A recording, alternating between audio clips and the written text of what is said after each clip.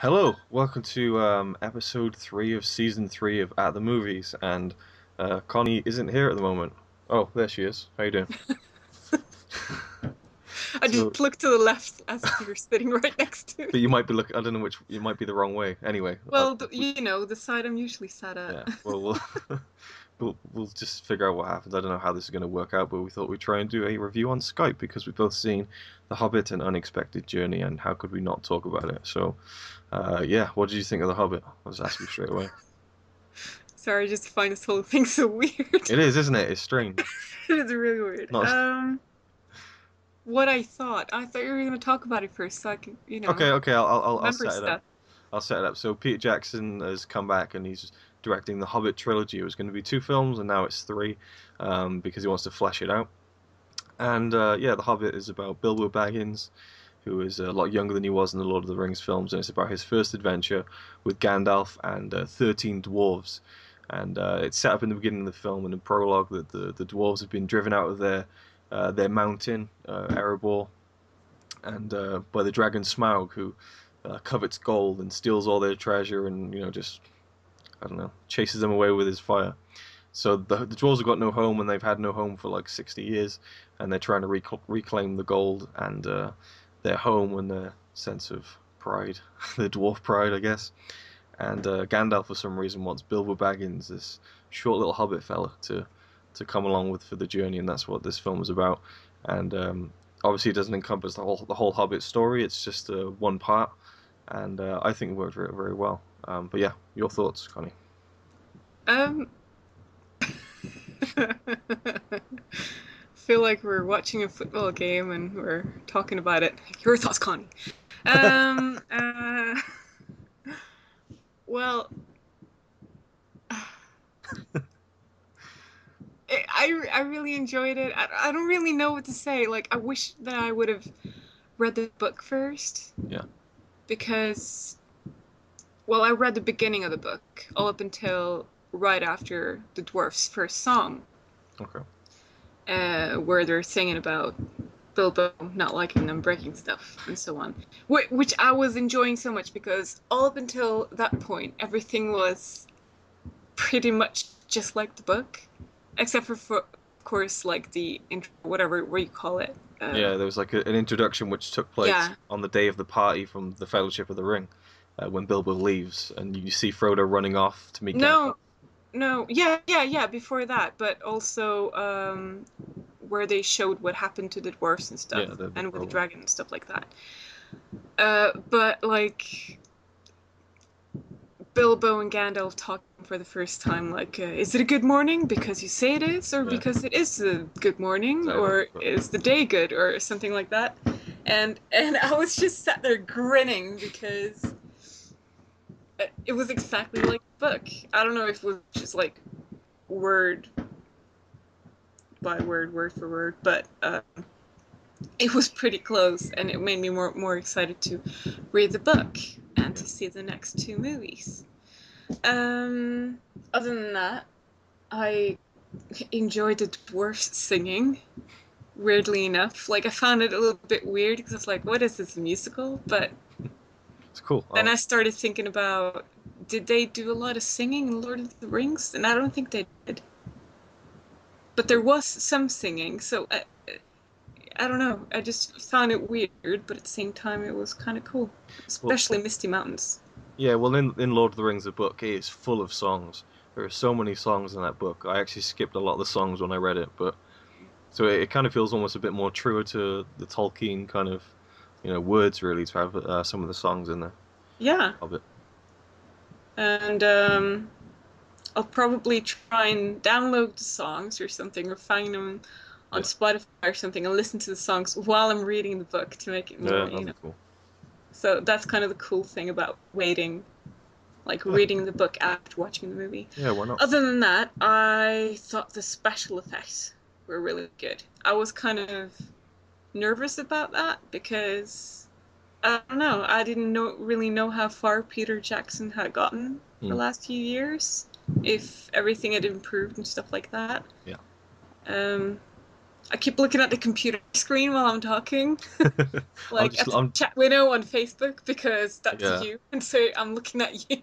I'm just looking at Um. myself on the camera, trying to Oh yeah, I'm look a trying. bit more natural. All right. Anyways, there were a few things that I was like, oh, come on, really? Everything looked so great up until now, and then they do that. You remember the scene when they're falling down on that, all the dwarves, and I think Gandalf as well, they're On the falling down platform. on that. Yes, on the platform, and it just looked so, I like like, that. compared to everything else. No! Why do you always like the crappy shit stuff? Sorry. I mean, seriously, like, it was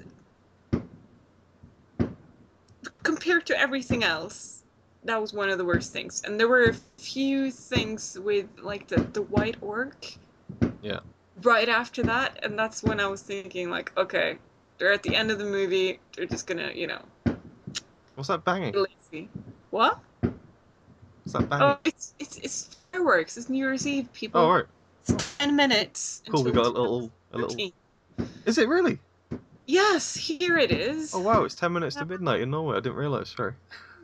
We better So hurry up. we, yeah. Anyways, what else did I loved seeing Gandalf again. I loved how he looked exactly the same age Yeah. as Lord of the Rings. I loved how much. What's the guy's name that plays Bilbo? Young Bilbo. Martin Freeman.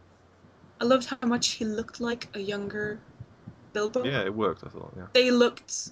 He just looked exactly like a younger Bilbo. It was really impressive, really. Mm. And seeing Frodo again, I loved how they did that little thing. Yeah, No, that's cool. I really want to go see it again, but I can't afford it. Yeah.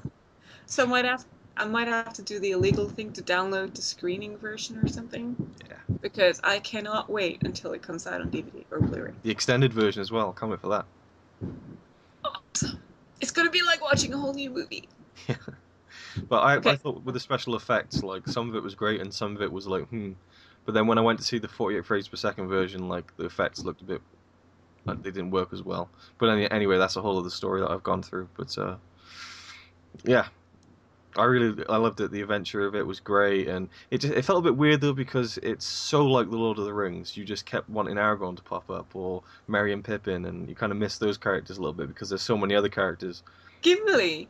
Yeah, Gimli. Well, did you know that one of the dwarfs is Gimli's dad, Is that Gloin. why it looked like him? Yeah, and he actually uses the same axe that Gimli uses in Lord of the Rings, if you noticed. Oh, that's Um, no, I didn't. yeah. Well, I love the dwarves. The dwarves were really fun. They all had a cool characteristic to them. You know, a lot of effort was put into their design and all that and their personalities. And I think that Richard Armitage was brilliant as Thorin Oakenshield. He's kind of like the hero of the movie, or kind of like the Aragorn of the movie, kind of thing. Yeah. He did really well, and the Gollum scene was awesome. I think Gollum looked fantastic. I think it's fair to say some of the special effects were not as good as other parts of the film, but Gollum was fantastic, and that scene was great. I love the facial expressions they did on him. Yeah, It was like they were playing with the like showing people what they could do with yeah, those special effects, and they were like just really exaggerating, and I was just sat there laughing. It was so funny. It was great. It was also a little bit creepy, but it was funny, more funny, if you know what I mean. yeah. It was cool Like he was because creepy, but he was funny. It was weird. yeah, because you know, in the Two Towers Return of the King, like there was bits of like funny moments there, but because it's such a serious story, especially with him in it, going back to the Hobbit, they could have a bit more fun with it. I thought. So it was more of a fun scene. Although that last bit when he's kind of debating whether to kill him or not, and when he decides to save his life, which is brought up in the Lord of the Rings, I thought that was a really cool moment. I love that when he Yeah, kind of has mercy on him and spares him. They did that really well. yeah. Well, they mentioned that. Like Gandalf said, Yeah, like it's not to take a life, but to spare a life. Like real. I don't want to stress you out, but it's been almost 10 minutes and my battery might run out soon. I'm okay. just Well, scared it's gonna run out. let's just say we both loved the film, and can't wait for the next part. Can't wait for the extended cut on Blu-ray. Me personally, I wasn't really that excited until I saw the trailer when we went to see Skyfall. And I was Uh, like, okay, actually, this is going to be really good, and it was awesome. So, what would you rate it, by the way? 9. Yeah, Same with I'd you. give it a 9, yeah. I don't know why I wouldn't give it a 10. Maybe I have to watch it again. Yeah, it was great, but it wasn't like, whoa, that blew my mind, that kind of But I thing. did love it. Yeah, and I also loved Sylvester McCoy as Radagast. He was a really great character. Played well. The crazy wizard. Oh yeah, right. I was out here like looking like I I don't know felt what you're so talking sad. about. I felt so sad for that little hedgehog, and he was getting so upset I and stuff. know. Oh, it was horrible. Oh. And then when he brought it back to life, it was great. Yeah, I was really happy when that happened, but I felt so sorry for all the animals. I And I don't was think like, why do they have to show this? I don't think he looked that good when he was flying across the plains on his little rabbit sled. You know? Oh, I was so scared for the rabbits. I was going to be so angry with Peter Jackson if he killed them off, seriously.